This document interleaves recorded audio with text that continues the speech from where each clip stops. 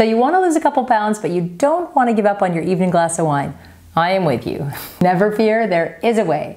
Stick around and I'll tell you all about it. All right, how to drink wine on a diet. The calories in wine come from its alcohol and its sugar. And alcohol actually contributes more calories, 7 calories per gram of alcohol as compared to 4 calories per gram of sugar. So you want to pay careful attention to alcohol content. You also need to think about how much you're pouring.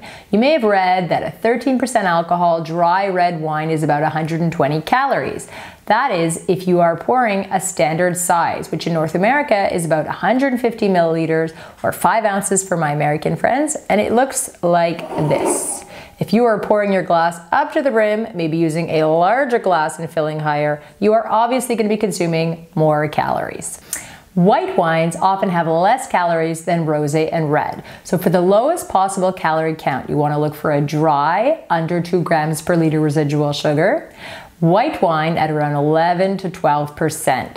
There are white wines lower than 11%, but they tend to have a lot of residual sugar, so that can ramp the calories back up.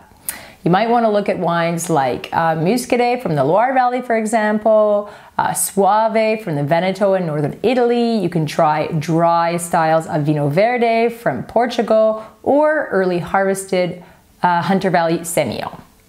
Sparkling wines are often sweeter than you might think, and so have higher calories than the equivalent volume of dry, light white wines. But they're often served in smaller volumes, in about 100 milliliters when they're served in a flute, so they run you only about 85 calories. So this can be a good low-cal option, and so glamorous.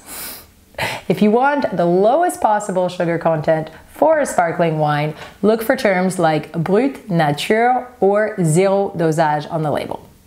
Dry rosé and red wines under 12% are usually pretty tart, pretty lean, kind of diluted on the palate. I wouldn't recommend these, but in the 12 to 13% range, you have a wealth of great options. Look at Bordeaux, Gamay from the Beaujolais, from the Niagara region, all sorts of cool climate Pinot Noirs, Cabernet Franc, some Syrahs. There's tons of options out there. Calories will run from about 120 to 140 here. The sweeter and the higher alcohol you go, the more calories you're going to consume, unfortunately. But like champagne, dessert wines tend to be served in smaller formats. Port is often served at around 75 milliliters the pour. This will run you about 145 calories. It's about the equivalent of a 150 milliliter glass of a medium alcohol red wine. So what about low-calorie wine brands like Skinny Girl or Weight Watchers? Well, the calorie savings is actually pretty minimal here, about the equivalent of a couple celery sticks, and the flavor is often pretty bland. Personally, I would rather abstain altogether and save the calories than drink a boring wine. If you prefer sticking to the wines you love, here are a couple tips to help you drink with moderation. First of all, you could try moving to a smaller glass, and that way it'll seem like you have more wine. Or you could divide your portion into 2 smaller glasses, extending the pleasure. Secondly, you could think about making yourself a white wine spritzer.